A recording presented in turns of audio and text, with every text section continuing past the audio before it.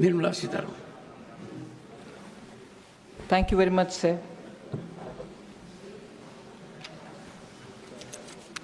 So let me first start by thanking the Honorable Prime Minister, the Leader of the House, Shri Jagat Prakash Nadda, my party, and you, the Honorable Chairman, for giving me this opportunity to speak in this discussion, marking the historic occasion of 75 years of our Constitution. I feel very honored and equally I feel humbled that this opportunity has been given to me. I thank the entire House and seek your indulgence if I come up with some thoughts which I'd like to share, which any member could have a difference of opinion. But I start again by paying homage to all the 389 members of the Constituent Assembly, in particular the 15 women who, in less than 3 years together, took up the arduous challenge and prepared in a very challenging environment the Constitution for India, and which has stood the test of time. Until today, we are extremely proud of the way India's democracy is growing. As we mark the 75th year of our Constitution, sir, it is time, I would think, to reaffirm our commitment to build India, that is Bharat, that shall uphold the spirit enshrined in this sacred document. So with those words, I get into telling about the journey that these 75 years have seen of our Indian Constitution, and also to say why India's Constitution and India today stands out in a very separate league of its own. Sir, let me just remind, and I'm sure very many members of this House will know, that post-Second World War, nearly 50 countries, in fact over 50 countries, had become independent and they had their constitution written, but many have changed their constitutions, not just amended them, but literally changed the entire feature of their constitution. But our Constitution has stood the test of time, of course yielded itself to very many amendments, and here therefore I would like to have a few words of what Constitution India expert Dr. Subhash Kashyap had to say. While many constitutions of nations framed after the Second World War have floundered and gone into oblivion, our Constitution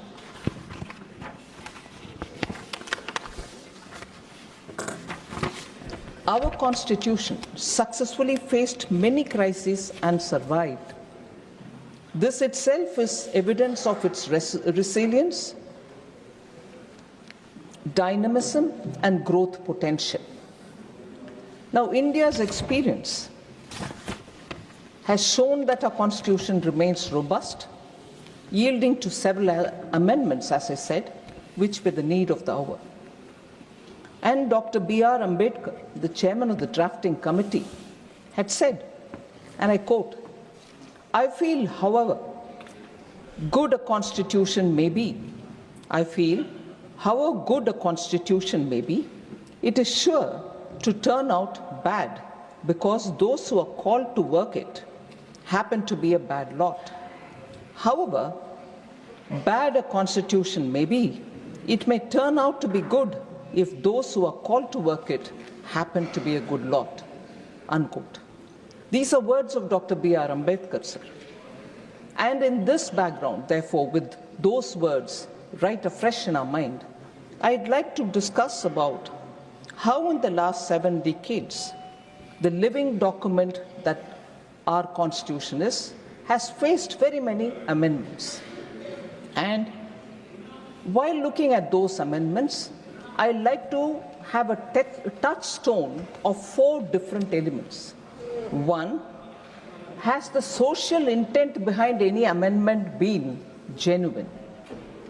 And therefore the outcome has been genuine? That's one test I would like to place any amendment on the testing board. Second, I'd like to see if the economic intent and the economic outcome of any constitutional amendment has actually been bona fide and has the outcome helped the society at large. Third, I'd like to test it on the ground of process adopted for it, for the amendment itself. And fourth, the constitutional spirit behind such an amendment. Now, if an amendment can go through these kind of tests, we'll be able to see why India's constitution, going by the words of Dr. Ambedkar, if you had good people who are called to work on it, give good outcomes. If you have, I'm using Ambedkar's words, bad people who are brought to work on it happen to give such outcomes which are discussed. So if I move to talking about those amendments which have gone through these 4 tests, we'll be able to see how the intent and the outcome are justifiable, and people in the history books do write about them. Sequentially, because it is the first ever amendment, I'd like to take about the first Constitutional Amendment Act of 1951. So it's been said, and Honorable Prime Minister, while talking in the Lok Sabha, also referred to the fact that there was an interim government in place between 1947, August 15th. The interim government was there before that as well.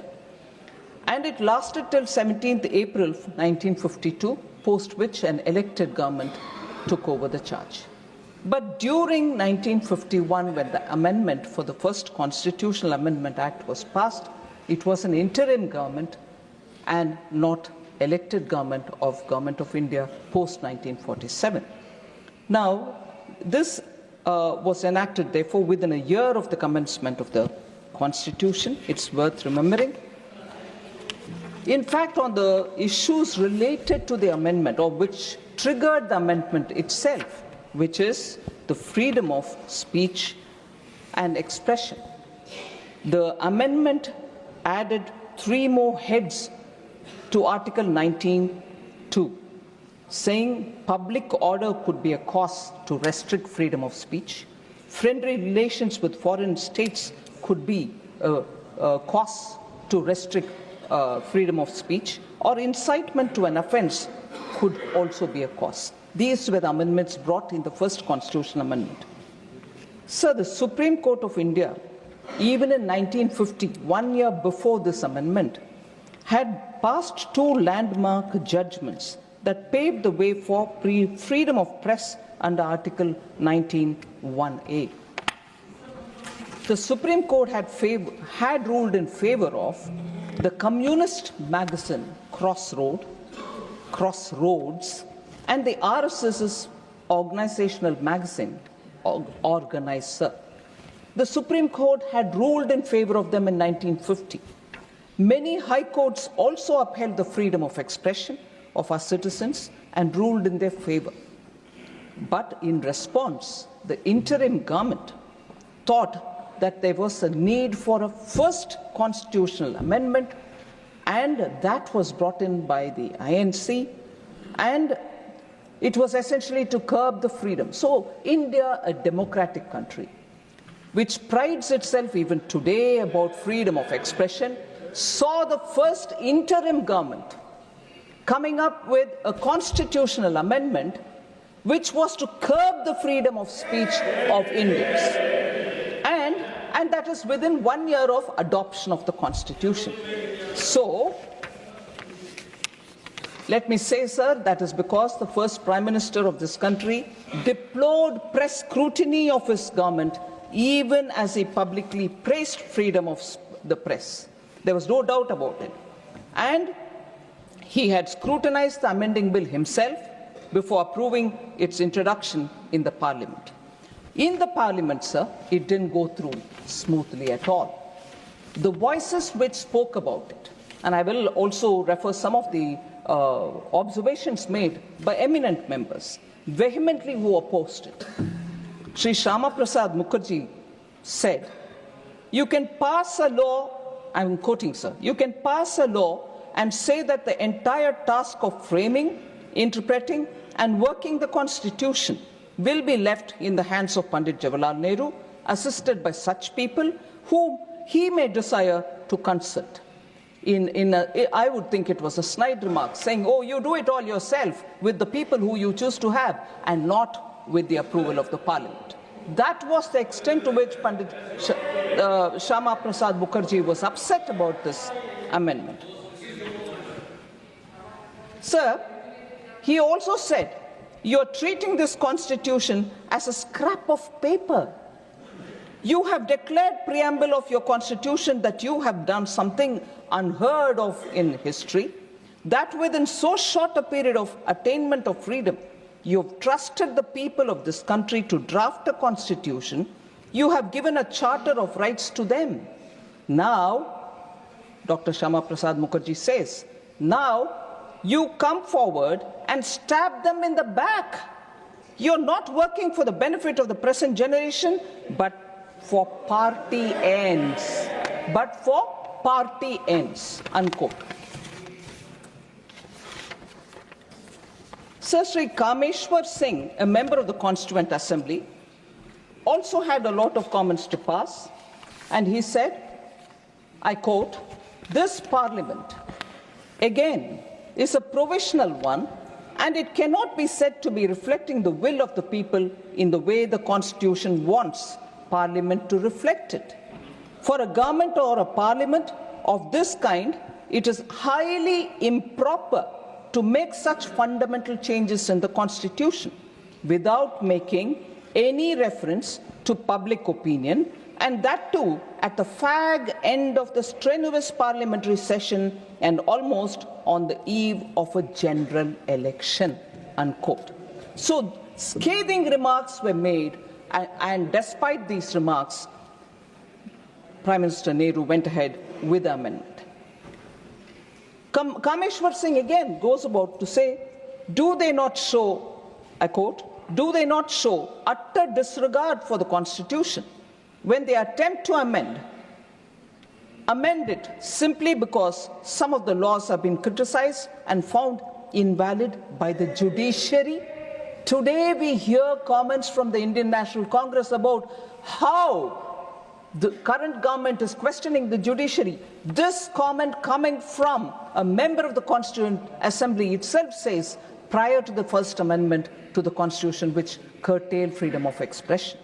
The Prime Minister, he furthers, the Prime Minister, I'm constrained to say, that is Sri Kameshwar Singh, the Prime Minister, I'm constrained to say, is creating a bad precedent by sowing the seed of executive despotism, and playing with the supremacy of the Constitution for party advantages, unquote.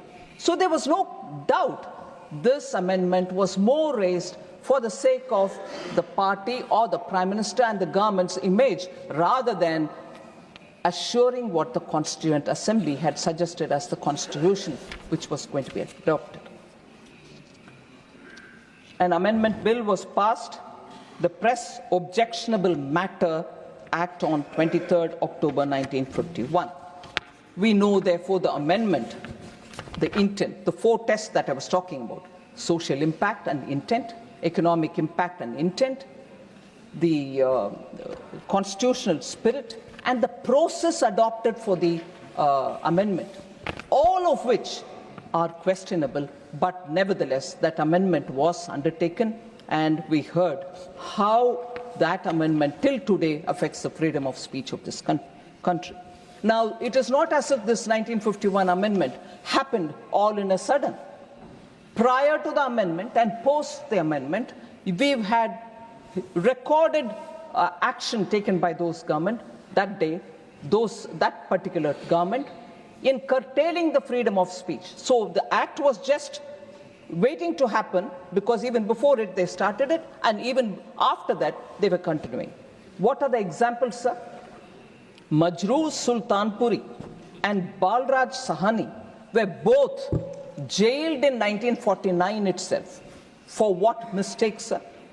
During one of the meetings organized for the mill workers in 1949, Majroor Sultanpuri recited a poem that was written against Jawaharlal Nehru, and therefore he had to go to the jail.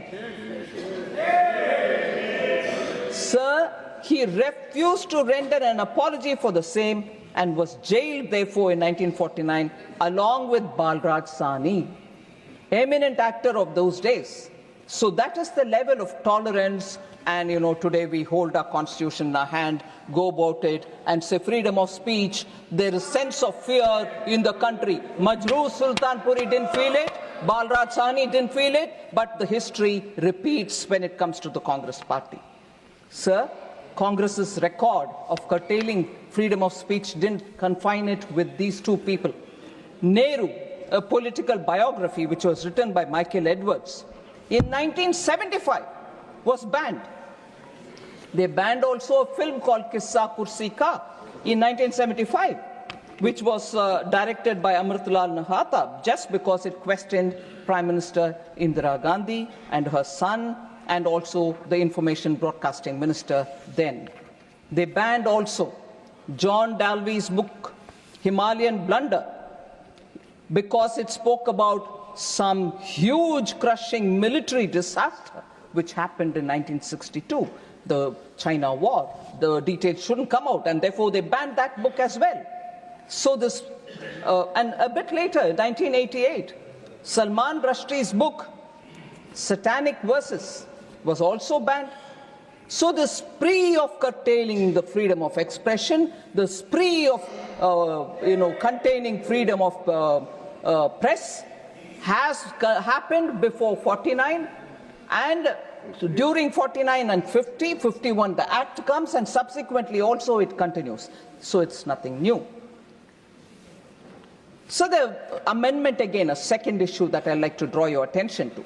I said I'm putting it through 4 tests. A 9th schedule was brought into through the first Constitutional Amendment Act.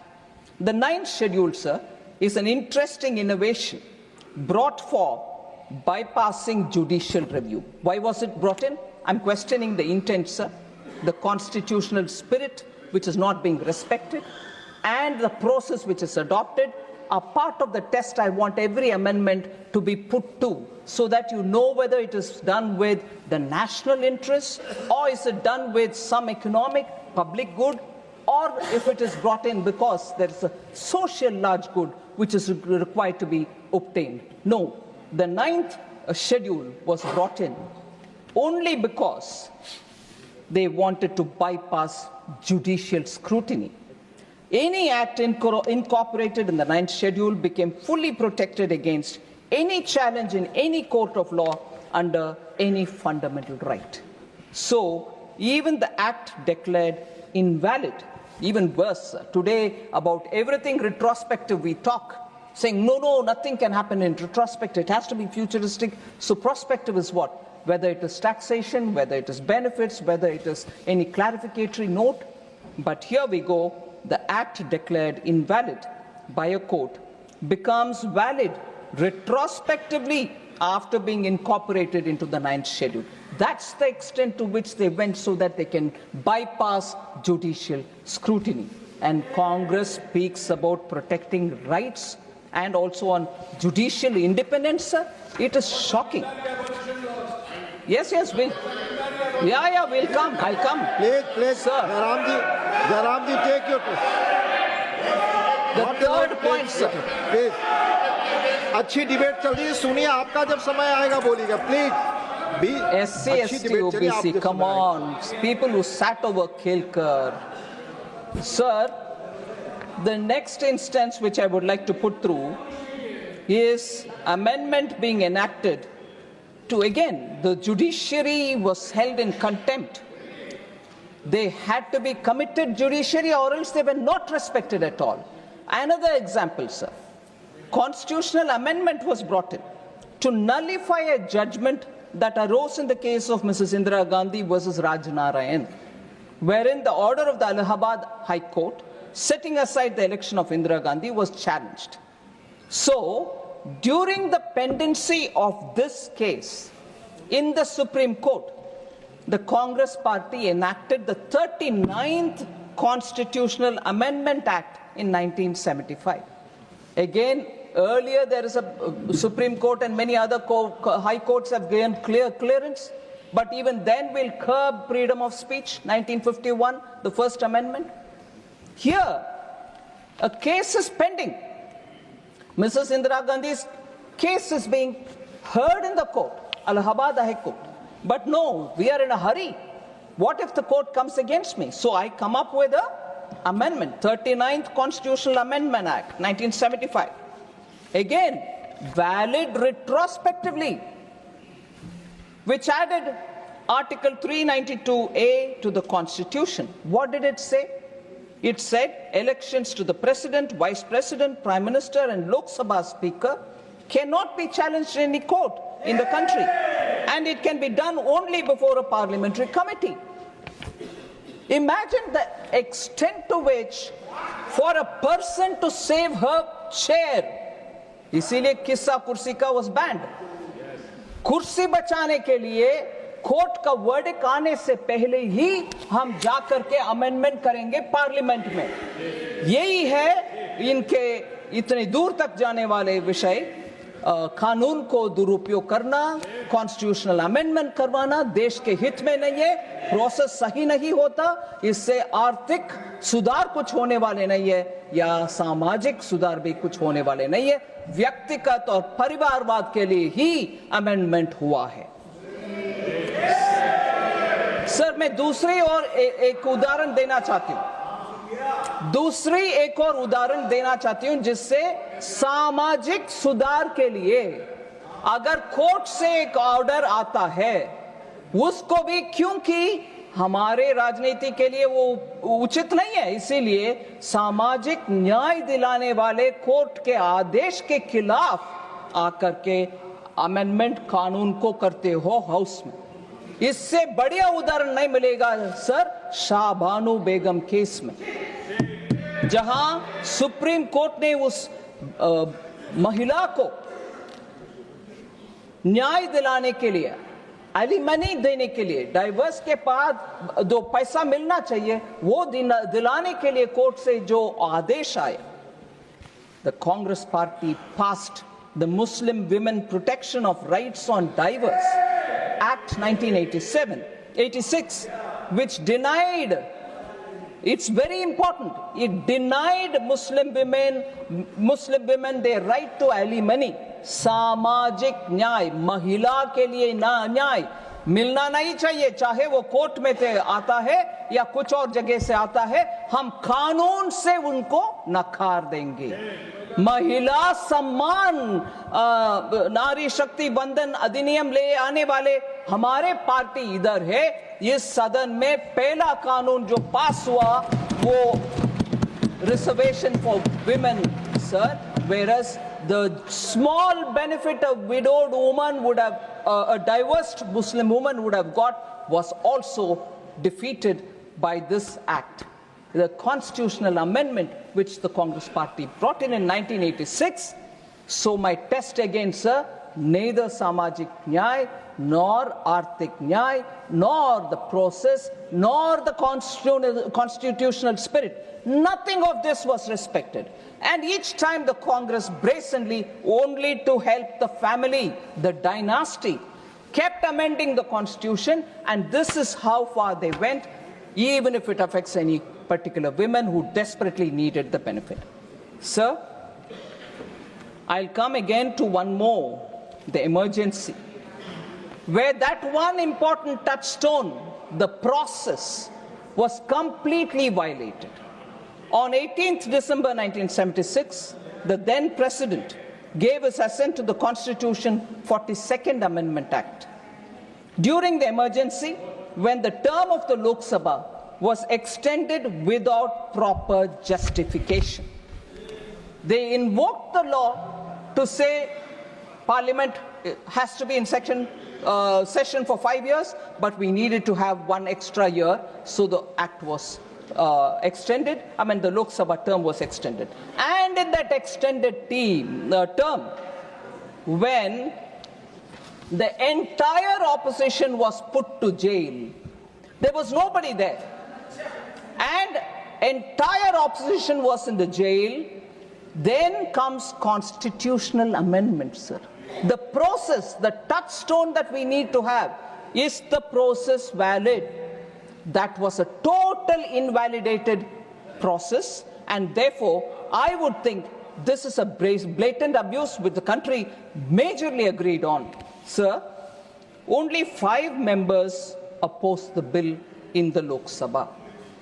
There was none in the opposition in the Rajya Sabha to oppose it. Imagine, constitutional amendment being passed, entire opposition in the jail. In the Lok Sabha, only 5 people are there to oppose it, even some coming from their own party. And at the Rajya Sabha, no opposition. But constitutional amendment, changing the preamble itself, happens. The alteration of the preamble to include socialist and secular highlights the disrespect and disregard the Congress has for constitutional processes, principles and institutions. Sir, the amendments were not about strengthening democracy, sir, but protecting those in power. Again, the process is used for strengthening the family. Sir, Baba Saheb Ambedkar had argued, and I quote, talking about whether the word secularism, talking about whether the word socialism should be included in the Constitution. Baba Saheb Ambedkar argued, I quote, I do not see, therefore, why the Constitution should tie down the people to live in a particular form and not leave it to the people themselves to decide it for themselves, unquote. And therefore, in the original Constitution, the word socialism was not there, as much as the word secularism. So 21 MPs, all opposition, belonging to all opposition parties, were held in jail. Manya Advani ji, Manya Atal ji were all in jail under Preventive Detention Law, Maintenance of Internal Security Act 1971, the infamous MISA. And I know of political leaders who have chosen to have their children named after MISA to remember those black days. And now they wouldn't even mind having alliance with them.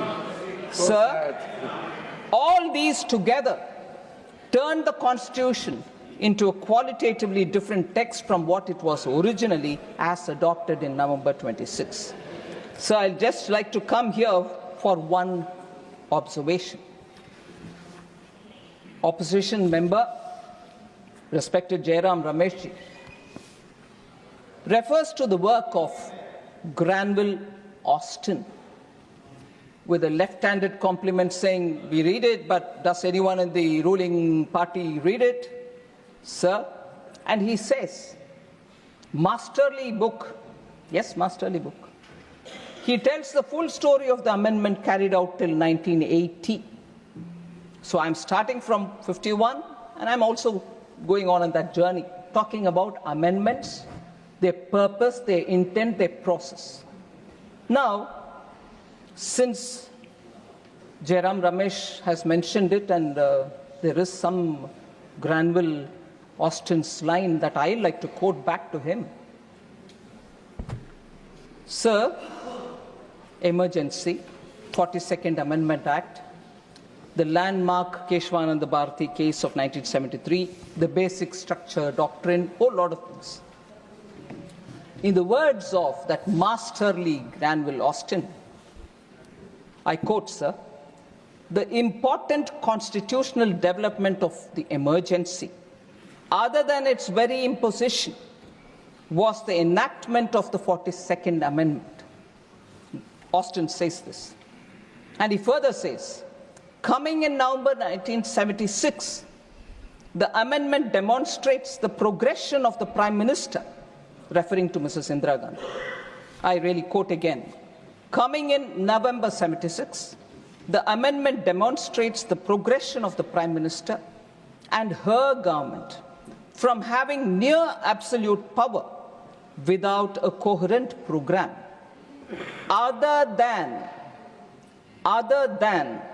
the protection of her prime ministry to power expressed through fundamental constitutional change. So, unquote. Exactly the point that I'm putting forth about emergency, the way in which 42nd Amendment passed through, how opposition leaders were all in the jail, not one person to oppose in the Rajya Sabha, in the Lok Sabha, just 5 of them speaking against it. When Granville Austin has said this, poor Jairam Ramesh did not mind quoting something else from Austin, but ignored this. Point proves. So the selective. Please आप बैठ जाएं। माननीय शक्ति सिंह जी आप जगह लें please.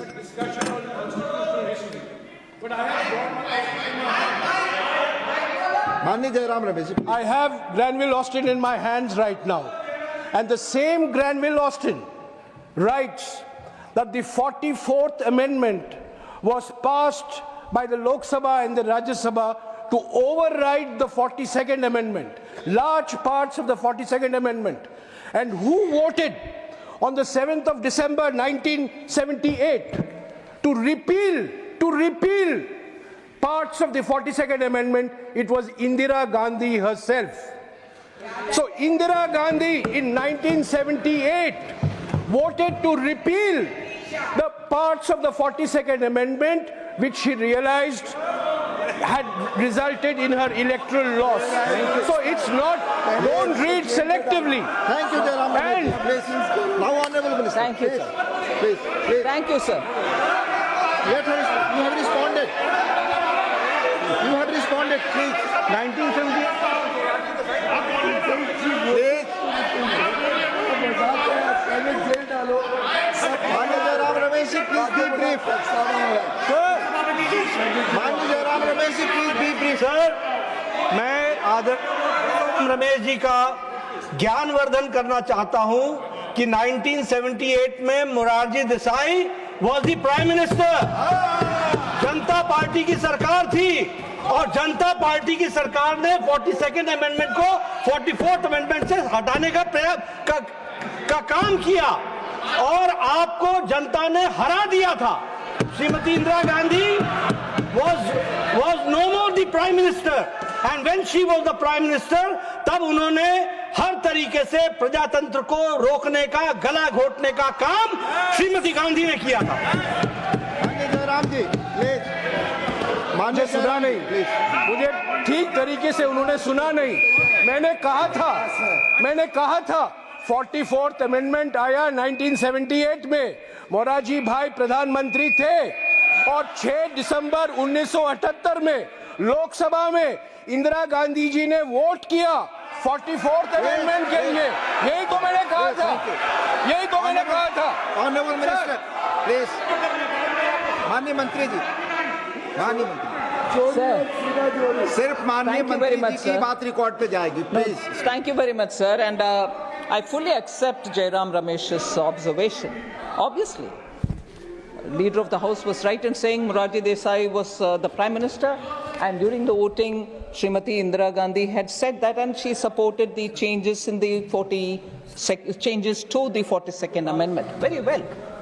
But the idea that I have right from the beginning said is, Der Aya Durust Aya is what the Hindi language gives me, but the fact remains, and I'm glad that she changed her mind. It was such an improper thing to do during an extended tenure of the parliament, and an improper thing, even worse, to do, putting the opposition and then seeking a constitutional amendment. So at least in 78, after a massive defeat, which of course later she overturned and won the election and came, that's a process, that's an electoral process. That is the electoral process, and electoral process does teach lessons.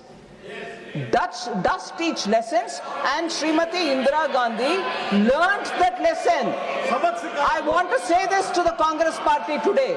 Srimati Indira Gandhi learned the lesson, and I'm happy Jairam Ramesh says that she stood up to support the amendment Morarji Desai and his government was bringing. But today's Congress, sir, I'll come to that. Sir, today's Congress is the matter that we need to talk about. But before that, sir, the eminent person who became speaker later on, Sri Mavlankarji, also said some things. These are words which we need to have a recall, because it's important for all of us sitting in this august house to know what the opinions were, and then take the next 75, next 200, next 500 years forward of this constitution. Mavlankar says, sir, and I quote, "This particular bill brings an almost qualitative change in our constitution structure. The tragedy of the situation is that by this amendment bill, the citizens, the courts of law, the states, the president, and indeed even this House of Parliament are all sought to be denigrated, and only the union executive is sought to be made to thrive, grab, and aggrandize." Unquote. So if that one amendment has brought in such thinking individual to say such harsh words, it needs retrospection. We should never repeat such, great follies in which we took the Constitution for granted. People rejected such people, and lessons have to be learned. So, sir, I'd like to again say, when I soon would want to speak about what's the attitude of Congress today, I'd like to come to one line of an eminent person which was said during the 42nd Amendment debate. He was no less than later on Chief Minister, or prior to that also, and a minister. But as a Congress MP, Sri C.M. Stephen, an eminent congressman.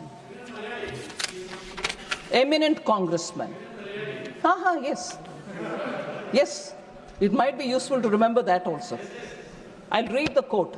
It might be useful further.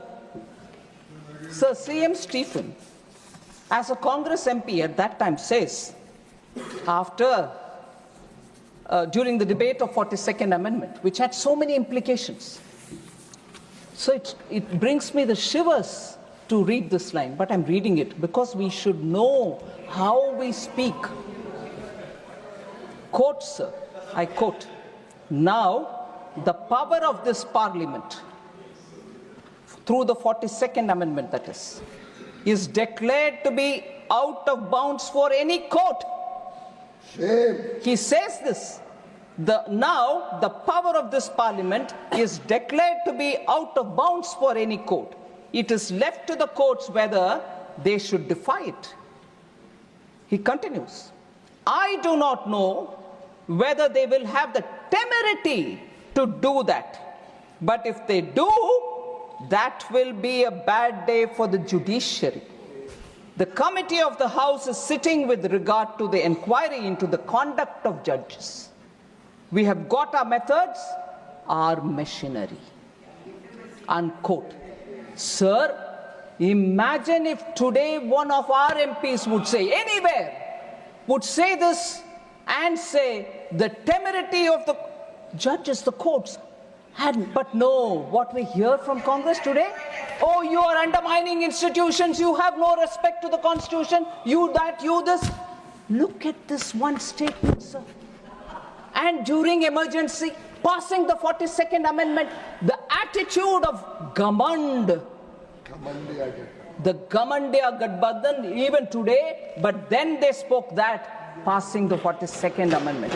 The people of India didn't forgive this, and that's why they lost miserably. When she conceded to change the amendment, na? Sir, all right, don't beg for concessions like that. All right? Sir, what is today's INC, sir? In the budget session 2022, मैं ये घमंड बदला नहीं है, कम नहीं हुआ, उसको साबित करना चाहती हूं. Budget session 2022, sir. I'm not taking the name of the Congress leader who's not in this house, but I'm sure this statement will obviously ring a bell to everybody. The judiciary, I quote, the judiciary, the election commission, Pegasus, these are all instruments of destroying the voice of the Union of States, unquote. You heard CM Stephen then, and you just see the statements which are coming. Committed judiciary is what they wanted. The contempt for the judiciary and the constitutional bodies is not new now. And that term was used by one eminent congressman. And that eminent congressman, I'll take his name, sir, because I have to quote him, Sri Mohan Kumar Mangala. He had said that the government will appoint chief justices based on the government's assessment of their philosophy and outlook, telling the parliament in 1973, I quote, certainly, we as a government have a duty to take into consideration, I'm putting it in brackets. Certainly, we as a government have a duty to take the philosophy, the outlook of the judge in coming to the conclusion whether he should or should not lead the Supreme Court at this time. I repeat this quote, sir. Certainly, we as a government have a duty to take the philosophy and the outlook of the judge in coming to the conclusion whether he should or should not lead the Supreme Court at this time, unquote.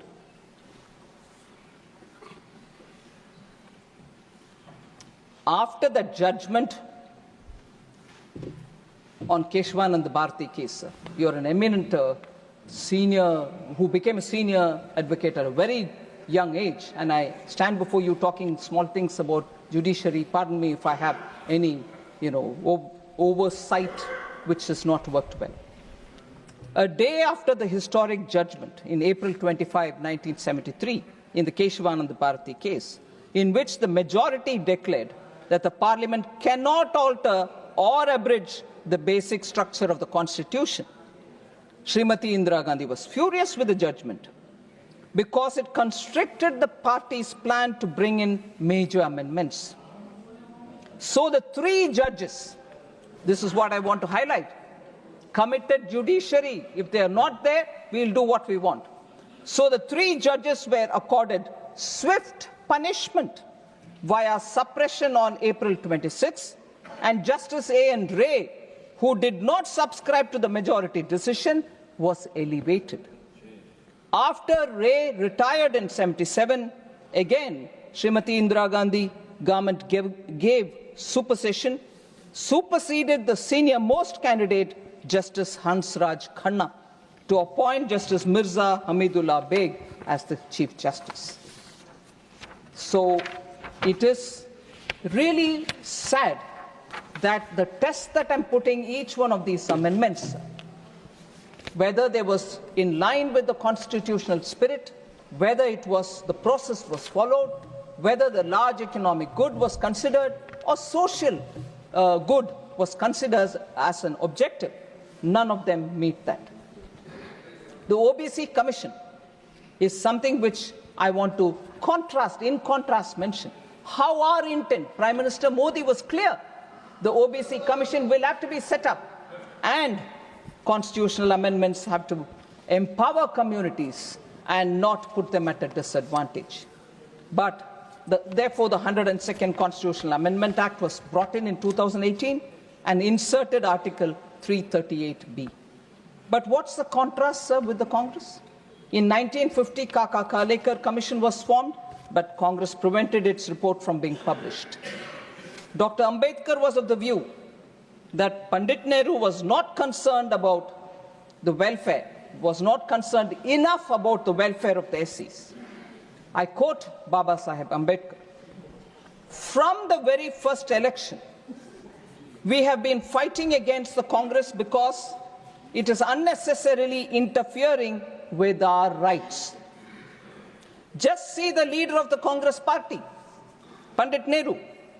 He has delivered 2,000 speeches during the last 20 years but he has never spoken about the welfare of scheduled castes even once. This is Baba Saheb Ambedkar's words. So, from this, he further says, from this you can judge what sympathy the Congress party can have for our people when its leader is so much adamant. Unquote. Sir, this is said several times, but it's worth saying now. Congress did not even allow Baba Saheb's photo to be installed in the central hall of the old Parliament House for decades. He was, of course, denied Bharat Ratna. Similarly, the Mandal Commission was created to provide reservation for backward classes. But Mrs. Indira Gandhi or even Sri Rajiv Gandhi opposed it, delaying 27% reservation for the OBCs in central institutions. So we are the ones who brought it in, not the Congress. One more interest.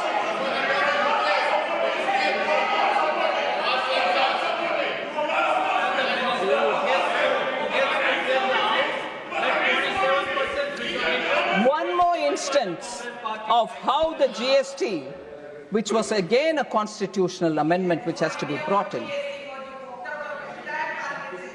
Sir, GST related constitutional provisions has never been encouraged prior to its bringing by Prime Minister Modi in 2017.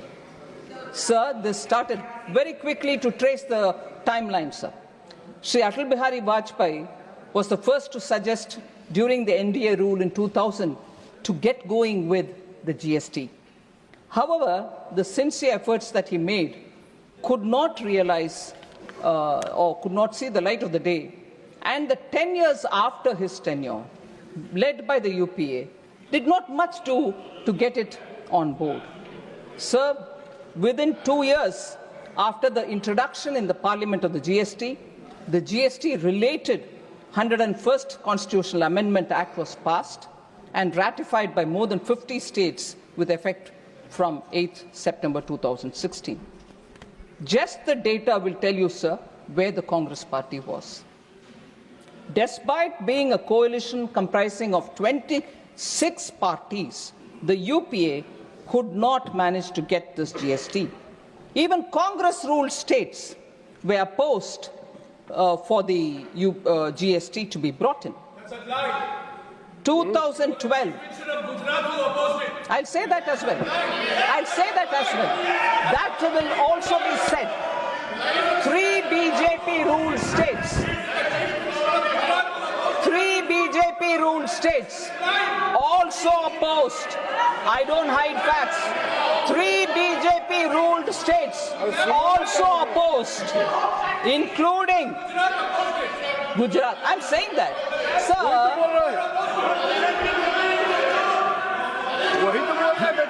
I'm saying it, sir. I'm saying it myself that Gujarat opposed it. I'm saying it myself.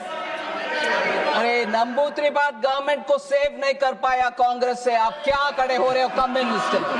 Communist है, बैठ जाओ. Sir, 3 non-BJP ruled states, sir. So I don't. 3 non-BJP ruled states. I said about Gujarat, now I'm saying non-BJP ruled states, including Congress-ruled Maharashtra, opposed provisions of the UPA's GST. So if they want to first shout about Gujarat, I'm saying it myself. But please do shout about Maharashtra as well. No, they want to pretend they were all ready. They were not ready.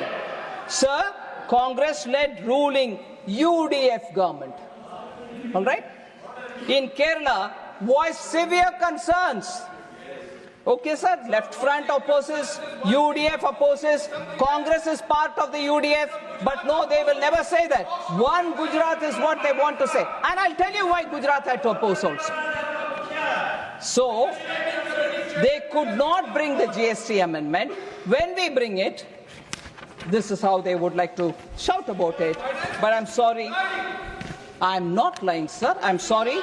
I will have to demand a written apology from Shri Jairam Ramesh for accusing me of lying, which I never do. And whether it is parliamentary or unparliamentary, first of all, sir, the chair, I trust you will take care of that. But accusing me of lying is now very clear, runs in the Congress blood. Somebody had to go to the court to say sorry.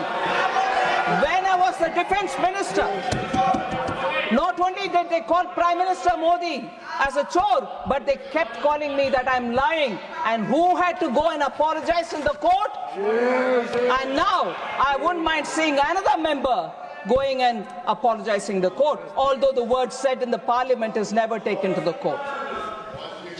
Sir, all MPs in the House, when the GST was brought in, and this is also something which the Congress will have to gulp if they can, all MPs present in the House, including those of the Congress, had voted for the GST constitutional amendment which was brought in by Prime Minister Modi. In fact, I wouldn't mind if Jairam Ramesh once again calls me that I'm lying, but records of the parliament will say it. Jairam Ramesh wanted to move some amendments, but Dr. Manmohan Singh personally asked him not to do so because of the fine consensus that has been arrived in the GST Council. Yes. Sir, I don't lie, records don't lie. Don't jump in a hurry to accuse me that I'm lying. Sir? I will authenticate it. But you authenticate that I'm lying, please. Honorable Minister. Honorable Minister, it's a fair comment by Jairam Ramesh. You need to authenticate it. Yes. And during the course of the day, when I watched the Lok Sabha debates, I frequently came across, please authenticate. It is started in this House. Honorable Minister. Thank you, sir. I will authenticate. And despite the support given by the Congress in passing the amendment, GST constitutional amendment, you have the Congress leader, again not taking name, goes about calling the GST a Gabbar Singh tax. Sir, and therefore, about amendments, I have said some words. Now I just want to highlight... Minister, but if some Gabbar Singh comes and files a suit then? Sir? If some Gabbar Singh in the country comes forward, yes, that I have been defamed there. That's right, sir. And the problem, sir, when GST matters come, I will sometime again speak as much as I've done it earlier. Congress ministers are sitting and arguing about rates, sir, that they will not know. The GST Council, Congress finance ministers are also sitting and talking about it. So we are marking the Constitution 75th year. I want to just remind again something very, very quickly, sir. When 75 years of Indian independence was marked in 2022, Prime Minister Modi had celebrated it in the name of Azadi Ka Amrit Mahotsav. Throughout the country, every state government participated. Every state government also picked up all the freedom fighters, known, unknown, all of them were celebrated, and there was a lot of discussion all over the country. And recently, sir, Prime Minister also spoke about the 11 oaths that we need to take in the Lok Sabha when he spoke. And in 2022, from the Red Fort, he had announced how Panch Pran, meaning we need to get out of that Gulami Mansikta. We have to get over that and look forward to building this country and taking it forward and so on. But 75 years of Indian independence, Azadi Ka Amrit Mahotsav, 75 years of the Constitution, we are having these wonderful debates in the two houses. Every 25 or 50 years are celebrated, sir. I'd like to remind as to what was the celebration when in 25 years of Indian independence, what did we do? So I'm contrasting this. When the completion of the 25 years happened in 1973, sir, when in 1973, how was it celebrated, sir, 25 years of independence? There was a time capsule. A time capsule was interned, a Kal Patra was interned in the Red Fort. And at that time, the people were told, this time capsule will be seen only after 5,000 years. And in that time capsule, the journey of India, free India, was all being written, and actually it was kept as a top secret. Nobody knew anything as to what was inside the time capsule. A professor of history was employed to write this India since 1947, marking the 25th anniversary. But it was kept a secret. Sir, questions were asked in the parliament.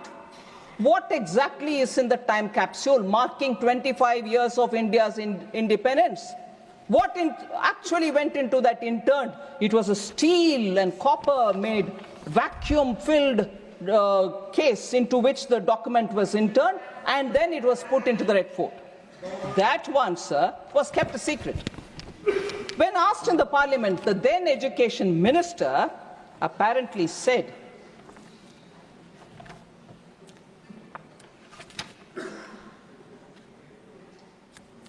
and I'm reading from the book published by an eminent parliamentarian, Ira Sejian.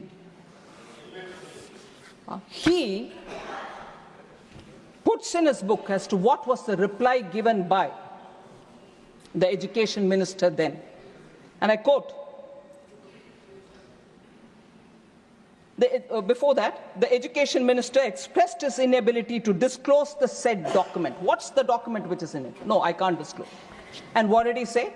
I quote, within the limitations of its compass, it was designed to preserve an authentic record of our time for posterity.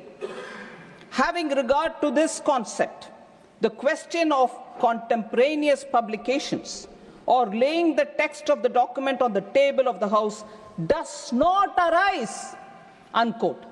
The education minister, while he put the time capsule to be preserved for 5,000 years, does not allow the parliament to know what was inside it.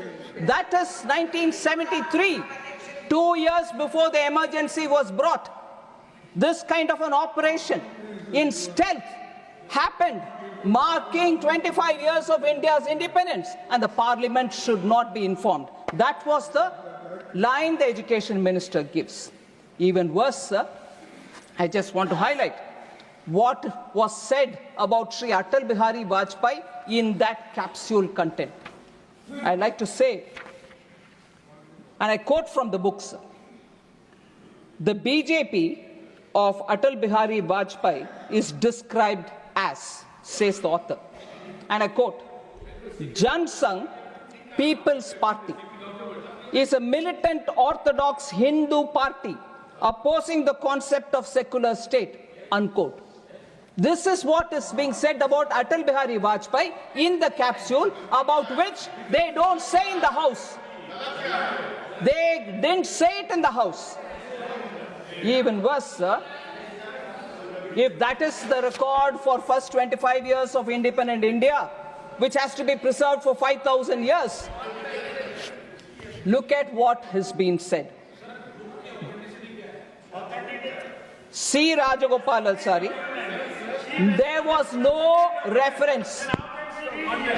There was no reference to C. Rajagopalachari, the first Governor General of this country. To the President of India, Dr. Rajendra Prasad, had no mention in that content. Dr. Radhakrishnan, Zakir Hussain, and to the Prime Minister Lal Bahadur Shastri, who though short in physical stature, was tall in political stature, who went all the way to Tashkent as a pilgrim of peace to establish harmony in this part of the world. Don't you think this author, who's a parliamentarian, asks, don't you think that such names deserve to be inscribed in the historical document of our country during the period of the first quarter century of Indian independence, unquote. So that's the level of secrecy about even members of parliament, about eminent leaders of different political parties, and sly comments were all packed up in that. Later, it was all removed. So that is the nature of Congress party, sir. I want to highlight that fact.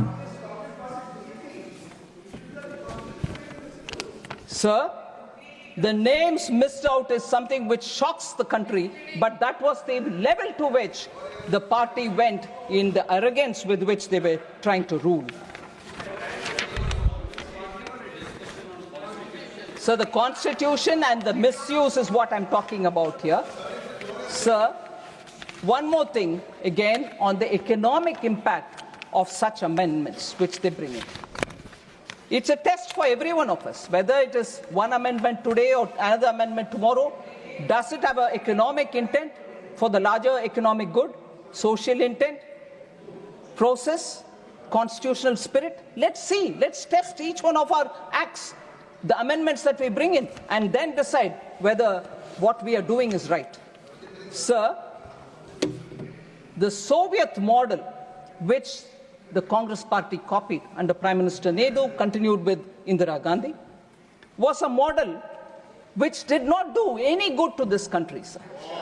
C. Rajagopalachari, the socialism, that socialism was refashioned as Mahal Nobis model. The central command and control structure, the license quota, Raj, were all part of this. And in that, C. Rajagopalachari writes, sir, to the Prime Minister. He says, in an open letter, he says, Nehru came to Madras on Tuesday with all the paraphernalia of Prime Minister of India and attempted to, in a speech, talk about Rajagopalachari and his principles. But here, in Swarajya magazine, he publishes it in 1962, February 17, and I quote from that article. I want an India clear of the atmosphere of fear in which it is now enveloped, 62, where honest men engaged in difficult tasks of production or trade can carry on their occupation without fear of ruin at the hands of officials, ministers, and party bosses. He says that, I want an India where talent and energy can find scope for play without having to cringe and obtain special individual permission from officials and ministers, and where their efforts will be judged by the open market of India. And so on. He goes on, sir. I want the corruption of this permit license Raj to go. He says that. So a member who was part of the Congress party himself writes to Pandit Nehru saying this cannot go on, your socialism is ruining this country, the license permit Raj could not continue because you are leading to corruption. Sir,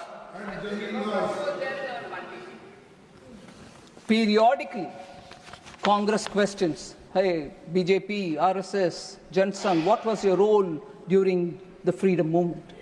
We all know it and we've said it, but I want to ask the Congress, what is your role in the Arctic, India's economic freedom? What is India's economic growth? What is your effort in building economic strength of India?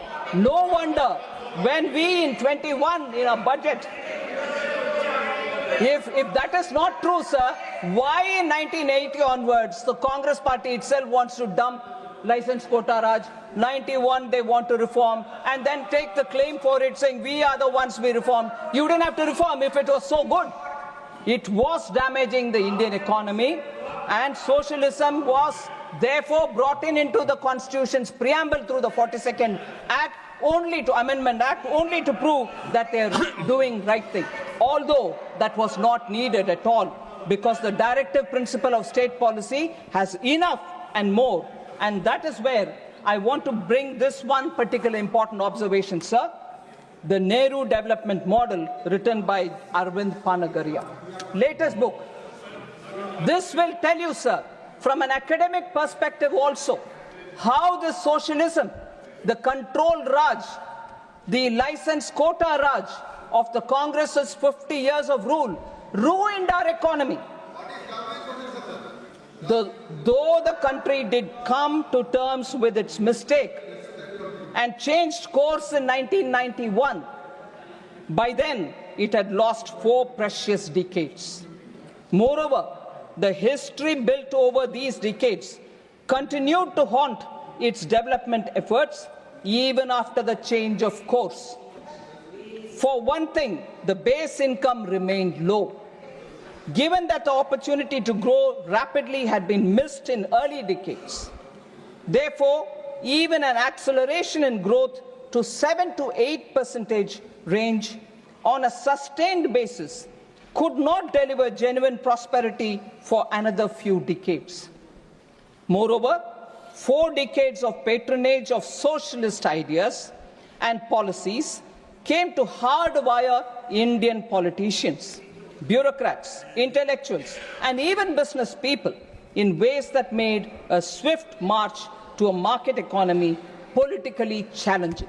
That's the reality of the policy of the Congress party, which they themselves came. We've reformed the country. They baggaged the country in 50 years, and later they wanted to claim that they are reforming and bringing prosperity to this country, which is not true. So therefore, sir, when Prime Minister Modi gives a call that Arthik, first of all, sir, with all this socialism, 42nd Amendment to changing the preamble, the much promised Garibi Hatao has not delivered by them. If it's not been delivered by them, what did that socialism do to us? So when Prime Minister Modi says Vikasit Bharat 2047, we all should have to work together to make sure that that is done with all of our responsibilities intact, and such changes to the Constitution which they brought, which has only brought in decay for the Indian economy. I will not get into the details. Another paper from 2009, sir. Cato Institute Center for Global Liberty and Prosperity. Yeah, we are discussing the Constitution and the mistakes done by the Congress party, as a result of which the Indian economy is suffering, sir. Socialism kills. The human cost of delayed economic reform in India, sir. I'll authenticate this and give it to you to show how Congress party's attempts have only weakened the Indian economy. Sir, we changed that by clearly saying that the budget will now very clearly focus on the Indian economy, and as a result of which we will see a lot of economic growth. I'm not getting into the detail of the budget speech 2021, sir, paragraph 86. Those interested can see the thing. Sir, I'll come to this point about the Constituent Assembly, financial inclusion, economic justice. That is why I argued first, saying this declaration in the preamble, bringing socialism, was not warranted at all. There's enough and more said in the directive principle of states policy. Directive principle of state policy is adequate for us to do all the social, economic justice related activity. But no, the Congress party was doing it for their political agenda rather than for the larger good.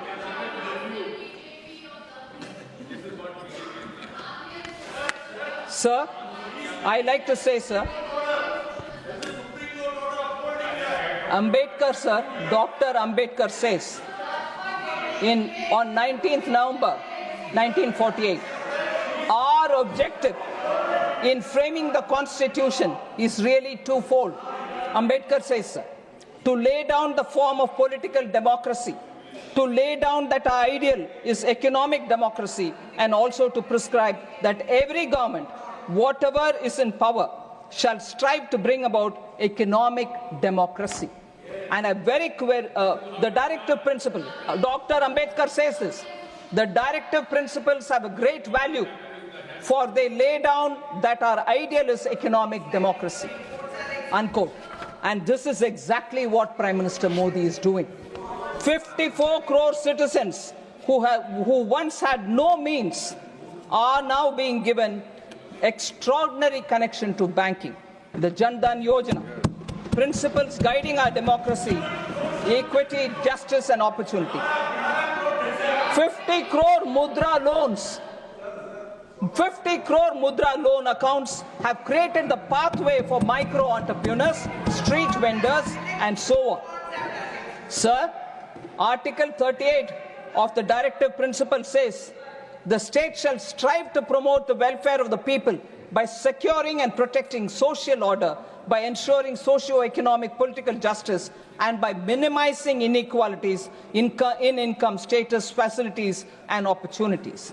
Article 39 also says very similar about adequate means of livelihood and ownership control. Article 46 about scheduled caste and scheduled tribes. So I just want to highlight how, because of the specific actions taken by our government, you find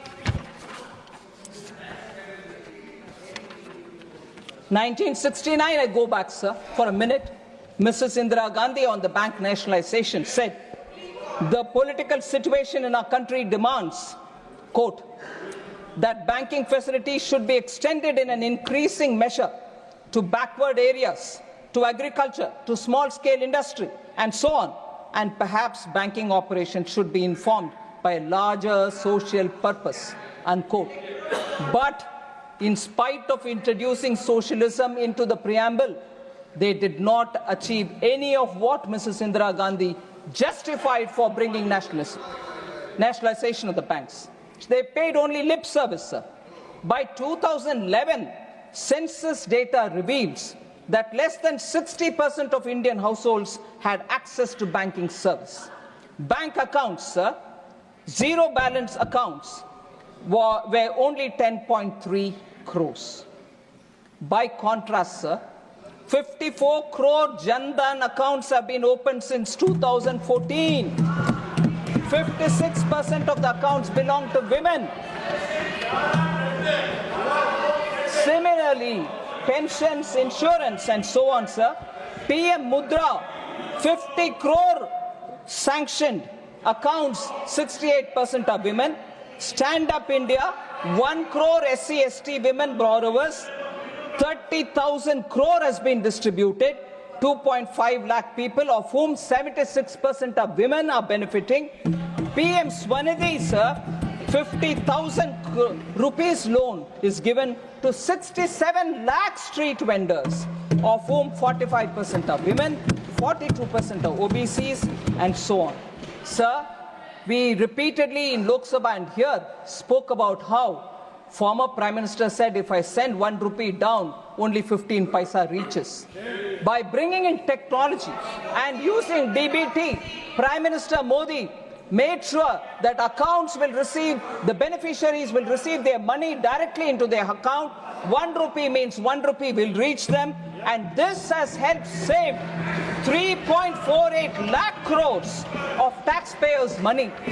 These are very important to say that directive principle of state policy, which has even more things for all of us to do, can bring in poverty alleviation, but not the Nara Garibi Hatao, which delivered nothing on poverty. So lastly, I'll pay my respects to the women who were part of the constitution makers.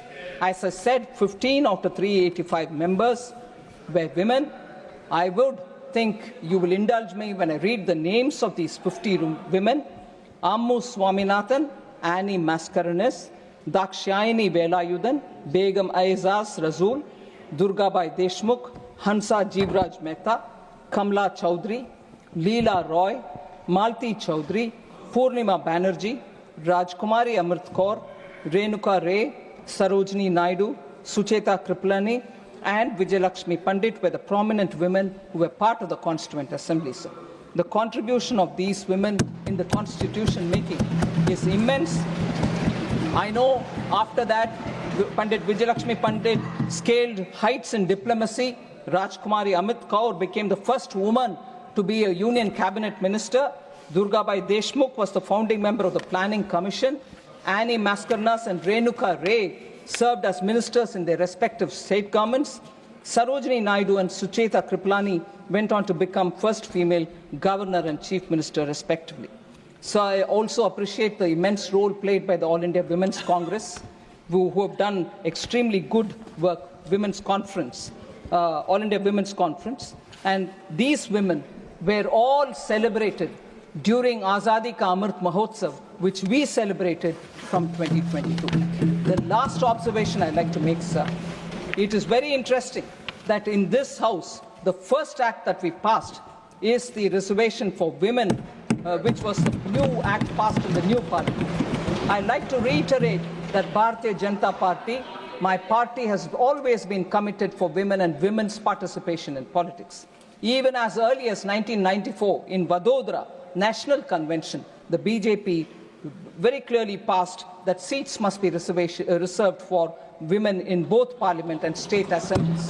In 1994, sir. Then in 1998, BJP reiterated its commitment for women reservation by introducing it in the Lok Sabha. July 2003, BJP in its national executive in Raipur also passed a resolution to give reservation. 2007, BJP national executive approved 33% reservation for women. 2008 again, BJP amended its constitution so that its own office bearers will have 33% reservation for women, and I'm glad to say that I'm one of the beneficiaries of that reservation. And BJP has consistently supported women's reservation. In Rajya Sabha 2010, sir, I remember late Sri Arun Jaitley supported passionately to pass that, and in Rajya Sabha it was passed. But curiously, why that didn't go to the Lok Sabha, no one knows. And in the Lok Sabha, I think it was for reasons better known, but what was said in the public was some of the alliance partners were not favoring, and therefore the Indian National Congress did not have the courage to take it into the Lok Sabha at that time. BJP's Sankalp Patra of 2014 supported women's reservation. And again, Sankalp Patra before the 2019 election also very clearly supported. But I want to highlight the fact, sir, that in 84-89, Sri Rajiv Gandhi had 426 members in the Lok Sabha and 159 members in the Rajya Sabha. They did not have the conviction to pass the women's reservation bill at that time. Very clearly, they have been anti-women always. Shah Banu case is a very clear example. Sir, I would highlight the fact that although the credit is being taken for the Panchayat Reservation Act by Sri Rahul Gandhi and the dynasty, it was not him. It was P.V. Narasimha Rao who brought it and passed it on. But even then, it was only a lip service because no financial powers were given. Now, Honorable H.D. Deve Gowda ji, who former Prime Minister, is not here, but in 1996, there was during his time, the reservation bill was brought in. Nothing was supported by Congress at that time. Atal Bihari Vajpayee ji in 98, in 99, in 2002, 2003 brought it. No, the Congress wouldn't support. But the Congress's memory is very weak that they didn't support any of the bill all the time, whether it was Deve Gowda ji or whether it was Atal Bihari Vajpayee ji. And then in 2008, even Dr. Manmohan Singh faltered. They managed to pass it in Rajya Sabha, which I said a minute ago, but did not go to the Lok Sabha for fear of their alliance partners threatening to walk out of the alliance, and they didn't want to lose power, but they wanted to save their kursi only, and therefore did not do justice to the women. Whereas Prime Minister Modi and BJP, from the beginning, stood by women, made the first change in the party, and brought the reservation bill here. And therefore, if anybody is committed to the Constitution, it is BJP, Prime Minister Modi, and this government. And therefore, people who are walking with the book in their hand, Constitution, sometimes not knowing that inside there are Kora Kagas, nothing printed. They're not even opening it to see whether it is there. But they're walking around with this book, should know that they are the ones who repeatedly have failed the cause of the Constitution of India. Thank you very much.